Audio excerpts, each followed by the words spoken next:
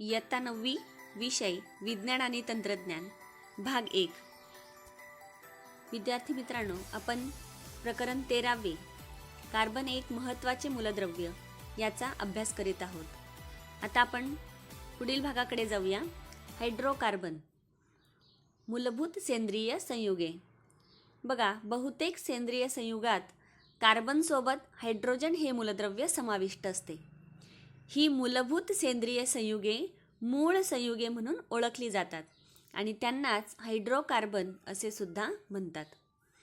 आपण कार्बनचे इलेक्ट्रॉन संरूपण बघितलेले आहेत. पहिल्या कक्षेमध्ये 2 इलेक्ट्रॉन आणि दुसऱ्या कक्षेमध्ये 4 इलेक्ट्रॉन आहेत. म्हणून कार्बन अणूच्या दुसऱ्या कक्षेत 4 इलेक्ट्रॉन जर मिळाले तर शेवटच्या कक्षेतील अष्टक पूर्ण झाल्याने त्याचे इलेक्ट्रॉन संरूपण जवळच्या निष्क्रिय वायू म्हणजेच निऑन 2 आणि 8 याप्रमाणे स्थिर होते. त्यामुळे कार्बनची संयुजा 4 आहे. मात्र हे होताना इलेक्ट्रॉनची देवघेव न होता भागीदारी होते. म्हणजेच तो दुसऱ्या कार्बनसोबत अथवा दुसऱ्या मूलद्रव्याच्या अणूसोबत 4 सहसंयुज बंध तयार करू शकतो. जेव्हा कार्बन प्रत्येकी 1 इलेक्ट्रॉन अशा प्रकारे 4 हायड्रोजन अणूंसोबत 4 इलेक्ट्रॉनची भागीदारी करून 4 CH बंध तयार करतो, तेव्हा मिथेनचा CH4 हा रेणू तयार होतो. बघा, याबद्दल आपण सविस्तर माहिती पुढच्या वर्षी इयत्ता 10वी मध्ये घेणार आहोत. सहसंयुज संयुगाचे गुणधर्म आपण बघूया. सहसंयुज संयुगाचा द्रवणांक आणि उत्कलनांक कमी असतो. सामान्यतः पाण्यामध्ये अद्रावणीय आणि सेंद्रिय द्रावकात द्रावणीय असतात. ही संयुगे उष्णता व विद्युत यांचे कमी प्रमाणात वाहक असतात. संतृप्त आणि असंतृप्त हायड्रोकार्बन म्हणजे काय हे आपण बघूया. कार्बन अणू एक वैशिष्ट्यपूर्ण गुणधर्म दर्शवतो. तो इतर कार्बन अणूसोबत सहसंयुज बंध तयार करून कार्बन अणूंची शृंखला म्हणजे साखळी तयार करू शकतो. ज्या हायड्रोकार्बनच्या सर्व कार्बन अणूंमध्ये फक्त एकेरी बंध असतो त्यांना संतृप्त हायड्रोकार्बन असे म्हणतात. उदाहरणार्थ इथेन C2H6 म्हणजेच CH3CH3 या ठिकाणी कार्बन कार्बन अणूंमध्ये एकेरी बंध आहे. किंवा प्रोपेन. तर काही हायड्रोकार्बनमध्ये 2 कार्बन अणूंमध्ये बहुबंध असतो. बहुबंध हा दुहेरी किंवा तिहेरी असतो. ज्या हायड्रोकार्बनमध्ये किमान 1 बहुबंध असतो त्यांना असंतृप्त हायड्रोकार्बन असे म्हणतात. उदाहरणार्थ इथीन CH2 इथे दुहेरी बंध आहे CH2 2 कार्बन अणूंमध्ये दुहेरी बंध. किंवा इथाईन इथे 2 कार्बन अणूंमध्ये तिहेरी बंध आहे CH म्हणजे C2H2. किंवा प्रोपीन आणि प्रोपाईन हे काही असंतृप्त हायड्रोकार्बनची उदाहरणे आहेत. तुम्हाला मी आत्ताच सांगितलेलं आहे की संतृप्त असंतृप्त हायड्रोकार्बन किंवा हायड्रोकार्बन यांचा सविस्तर अभ्यास आपण इयत्ता 10वी मध्ये करणार आहोत. आपण आता कार्बनची ऑक्सिजन बरोबर अभिक्रिया कशी होते ते बघूया. बघा, एक कृती आपण इथे करणार आहोत.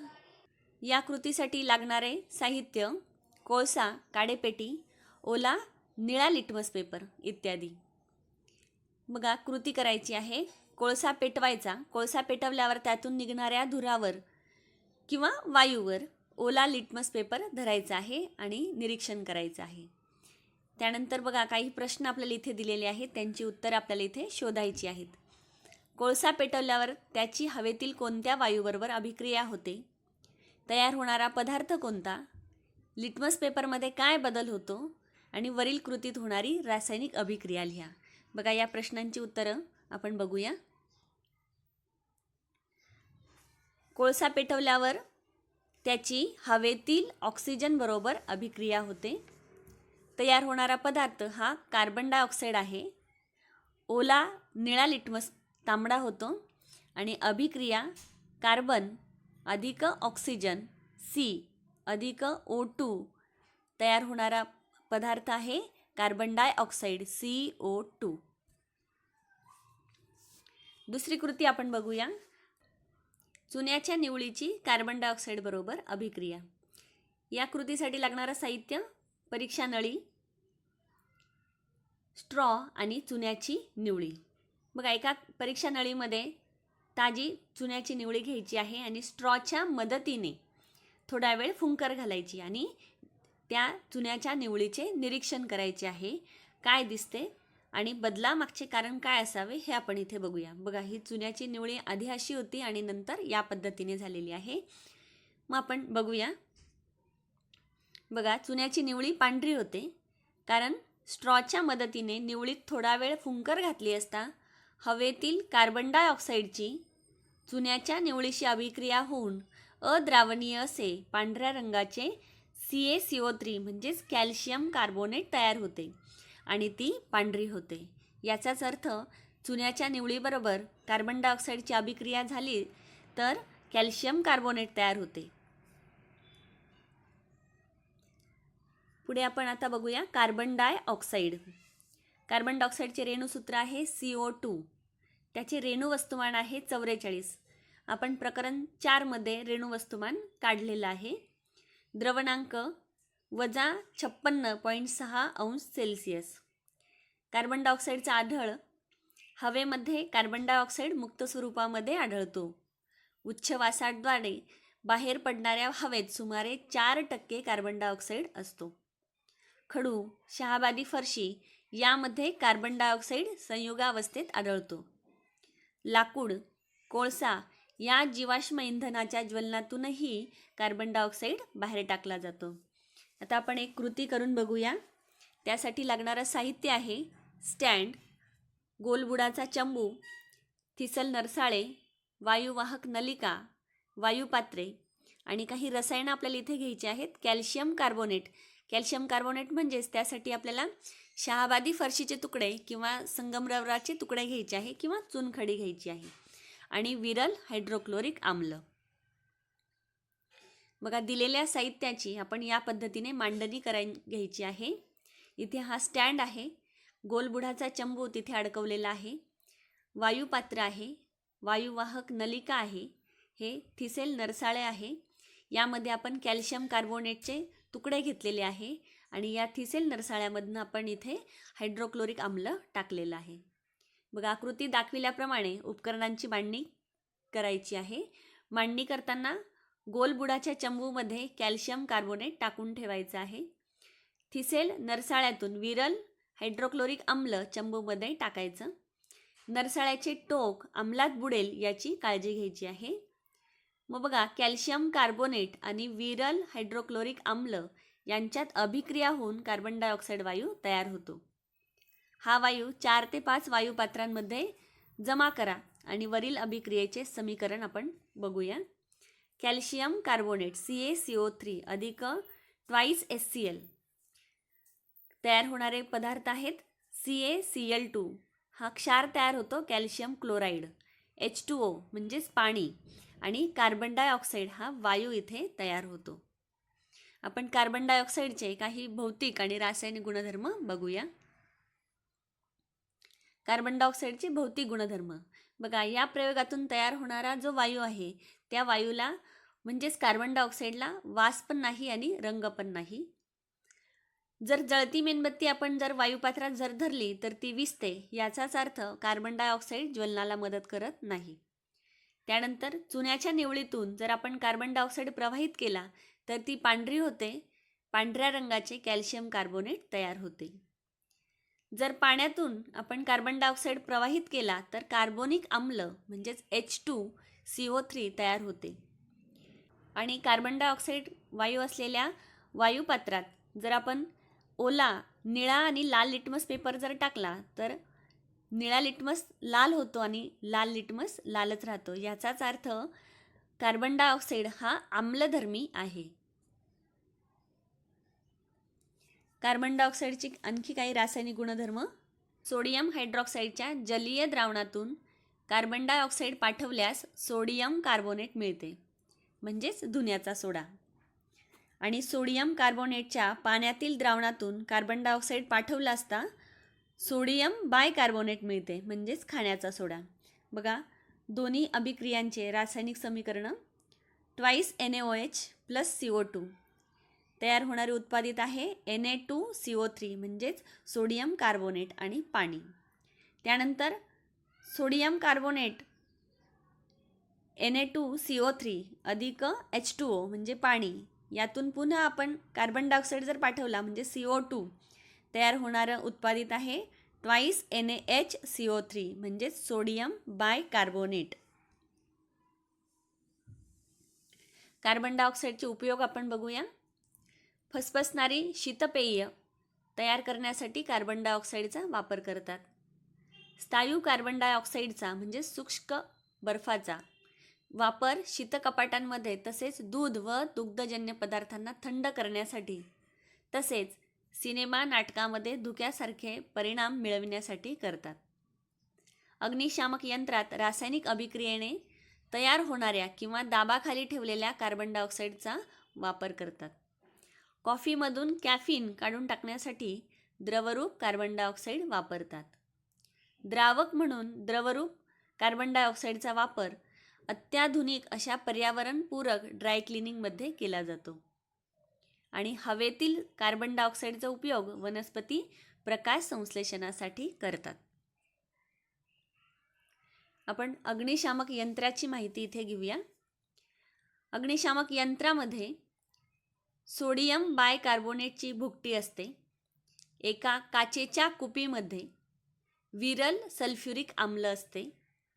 यंत्राची कळ दाबल्यास कुपी फुटून कुपीतील सल्फ्युरिक आम्ल सोडियम बायकार्बोनेटवर पडते आणि यांच्यात रासायनिक अभिक्रिया होऊन कार्बन डायऑक्साईड मुक्त होतो व बाहेर पडतो. कार्बन डायऑक्साईड अग्निशामके ही क्षरण न होणारी व वीज प्रवाह प्रतिबंधक असतात. त्यामुळे विद्युत उपकरणे व यंत्रांना लागलेल्या आगीत ही अग्निशामके वापरतात. कार्बन डायऑक्साईड अग्निशामके ही लहान प्रमाणातील आग विझवण्यासाठी वापरतात. मोठ्या प्रमाणात लागलेली आग जी विझवणे आटोक्याबाहेर आहे अशा वेळी कार्बन डायऑक्साईड अग्निशामके पुरेशी पडत नाहीत. अत्याधुनिक अग्निशामक यंत्रात द्रवरूप व स्थायूरूप कार्बन डायऑक्साईड दाबाखाली भरलेला असतो. दाब कमी केल्यास तो वायुरूप होऊन तो जोराने करण्यासारख्या नळीतून बाहेर पडतो. त्याची रासायनिक अभिक्रिया आहे 2 NaHCO3 अधिक H2SO4 तयार होणारी उत्पादिते आहेत Na2SO4 अधिक 2 H2O अधिक 2 CO2. आता आपण कार्बनचे दुसरे संयोग बघूया. मिथेन. मिथेनचे रेणुसूत्र आहे CH4 आणि रेणुवस्तुमान आहे 16. मिथेनचा आढळ नैसर्गिक वायूमध्ये सुमारे 87% मिथेन वायू आढळतो. जैविक पदार्थांच्या हवेच्या अनुपस्थितीत होणाऱ्या विघटनातून हा निर्माण होतो. बायोगॅसमध्ये मिथेन आढळतो. कोळशांच्या खाणीमध्ये सुद्धा मिथेन आढळतो. दलदलीच्या पृष्ठभागावर मिथेन वायू आढळून येतो म्हणून याला मार्श गॅस असे सुद्धा म्हणतात. प्रयोगशाळेत हायड्रोजन व कार्बन मोनॉक्साईड यांचे मिश्रण 300 अंश सेल्सिअसला निकेल या उत्प्रेरकाच्या उपस्थितीत तापवल्यास मिथेन वायू तयार होतो. शुद्ध स्वरूपातील मिथेन नैसर्गिक वायूच्या भंजक ऊर्ध्वपातनाने मिळवता येतो. मिथेनचे भौतिक गुणधर्म. मिथेनचा द्रवणांक वजा 182.5 अंश सेल्सिअस आहे. उत्कलनांक वजा 161.5 अंश सेल्सिअस आहे. हा वायू रंगहीन आहे. द्रवरूप मिथेनची घनता पाण्याच्या घनतेपेक्षा कमी असते. मिथेन पाण्यामध्ये अगदी थोड्या प्रमाणात द्रावणीय असतो तर गॅसोलीन, इथर, अल्कोहोल यासारख्या सेंद्रिय द्रावकांमध्ये तो जास्त द्रावणीय आहे आणि कक्ष तापमानाला मिथेन हा वायू अवस्थेमध्ये असतो. मिथेनचे रासायनिक गुणधर्म बघूया. मिथेन हा अतिशय ज्वालाग्राही असून जळताना ऑक्सिजनबरोबर अभिक्रिया होताना निळसर ज्योत मिळते. या अभिक्रियेतून 213 किलो कॅलरी प्रति मोल एवढी उष्णता बाहेर टाकली जाते आणि मिथेन हा वायू पूर्णतः जळतो. रासायनिक अभिक्रिया CH4 अधिक ट्वाईस O2 आणि उत्पादित आहे CO2 प्लस ट्वाईस H2O आणि उष्णता. त्यानंतर क्लोरिनेशन. अतिनील किरणांच्या उपस्थितीत 250 अंश सेल्सिअस ते 400 अंश सेल्सिअस तापमानाला मिथेन व क्लोरीन वायूमध्ये अभिक्रिया होऊन प्रामुख्याने मिथिल क्लोराईड म्हणजेच क्लोरोमिथेन व हायड्रोजन क्लोराईड तयार होतात. या अभिक्रियेला मिथेनचे क्लोरिनेशन असे म्हणतात. अभिक्रिया CH4 अधिक Cl2 प्रकाशाच्या सानिध्यात म्हणजेच अतिनील किरणांच्या सानिध्यामध्ये CH3Cl मिथिल क्लोराईड आणि हायड्रोजन क्लोराईड HCl हे उत्पादिते तयार होतात. मिथेनचे उपयोग. नैसर्गिक वायू स्वरूपातील मिथेनचा उपयोग वस्त्रोद्योग, कागद निर्मिती, अन्न प्रक्रिया उद्योग, पेट्रोल शुद्धीकरण इत्यादी उद्योगात करतात. सर्वात लहान लांबीचा हायड्रोकार्बन असल्यामुळे मिथेनच्या ज्वलनातून बाहेर पडणाऱ्या कार्बन डायऑक्साईडचे प्रमाण खूप कमी असते आणि म्हणूनच याचा वापर घरगुती इंधन म्हणून केला जातो.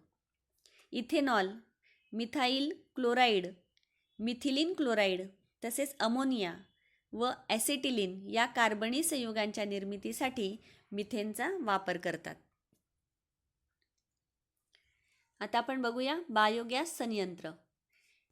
बायोगॅस संयंत्रामध्ये जनावरांचे शेण, पालापाचोळा, ओला कचरा यांचे विनॉक्सी जीवाणूंमार्फत विघटन होते. त्यापासून मिथेन वायू तयार होतो. यालाच बायोगॅस असे म्हणतात. बायोगॅस हा स्वयंपाकाच्या इंधनाची मागणी भागवणारा अतिशय स्वस्त असा इंधन पर्याय आहे. बायोगॅस संयंत्र हे वीज निर्मितीसाठी सुद्धा वापरले जाते. बायोगॅसमध्ये सुमारे 55 ते 60% मिथेन व उर्वरित भाग कार्बन डायऑक्साईडचा असतो. बायोगॅस हे वापरासाठी अधिक सोयीचे इंधन तर ठरतेच, शिवाय गॅस तयार होताना उत्तम खतसुद्धा तयार होते. बघा, बायोगॅस संयंत्राची आकृती या पद्धतीने आहे. तुम्ही ती आकृती वहीमध्ये काढून घ्यायची आहे. इथे भूमिगत विघटन टाकी आहे. त्यानंतर शेणाचा राळा व पाणी मिश्रण टाकी. या टाकीतून शेण आणि पाणी हे भूमिगत टाकीमध्ये इथे येतं. इथे त्यांचं विघटन होतं आणि विघटनातून मिथेन वायू इथे बाहेर पडतो आणि इथे वायू बाहेर जाण्याचा हा मार्ग आहे. आणि उरलेल्या जो भाग आहे त्यातून हा जो राळा आहे त्यातून खत तयार होतं आणि ते ह्या उत्प्रवाह टाकीमध्ये आणलं जातं. येथून ते काढलं जातं. बायोगॅस निर्मितीची प्रक्रिया. बायोगॅस निर्मिती प्रक्रिया ही विनॉक्सी प्रकारची असते. ती 2 टप्प्यांमध्ये घडून येते. एक आहे आम्ल निर्मिती. कचऱ्यातील जैव विघटनयोग्य जटिल सेंद्रिय संयुगांवर जीवाणू अभिक्रिया करतात व सेंद्रिय आम्ल तयार करतात. त्यानंतर मिथेन वायूची निर्मिती. मिथेनोजेनिक जीवाणू सेंद्रिय आम्लांवर अभिक्रिया करून पुन्हा मिथेन वायू बनवतात. CH3COOH आणि याचं विघटन होऊन CH4 म्हणजेच मिथेन वायू बाहेर पडतो. त्याचबरोबर कार्बन डायऑक्साईड वायूसुद्धा तयार होतो. अशा पद्धतीने आपण कार्बन आणि कार्बनची विविध संयुगे, त्यात कार्बन डायऑक्साईड आणि मिथेन यांचा अभ्यास या प्रकरणामध्ये आपण केलेला आहे. यावर आधारित प्रश्न उत्तरे आपण बघूया. बघा, या ठिकाणी इथे पर्याय दिलेले आहेत. यापैकी योग्य पर्याय निवडायचा आणि खालील विधाने तुम्ही पूर्ण करायची आहेत. ही सर्व हायड्रोकार्बनवर आधारित उदाहरणे आहेत. खालील रासायनिक अभिक्रिया पूर्ण करा. आपण आता ज्या काही अभिक्रिया बघितल्या त्यातून तुम्ही ह्या शोधायच्या आहेत आणि ह्या अभिक्रिया पूर्ण करायच्या आहेत. शास्त्रीय कारणे लिहा. चुन्याच्या निवळीतून कार्बन डायऑक्साईड वायू सोडल्यास चुन्याची निवळी दुधाळ होते. दुसरं आहे बायोगॅस हे पर्यावरण स्नेही इंधन आहे. आपण याबद्दलची माहिती आत्ताच अभ्यासलेली आहे. प्रश्न पुढचा आहे, स्पष्ट करा. मिथेनला मार्श गॅस म्हणतात. अग्निशामक यंत्रात कार्बन डायऑक्साईडचा उपयोग आणि कार्बन डायऑक्साईडचे व्यावहारिक उपयोग या सर्वांचा अभ्यास आपण आत्ताच बघितलेला आहे. तुम्ही ह्या सर्व प्रश्नांची उत्तरे वहीमध्ये लिहायची आहेत.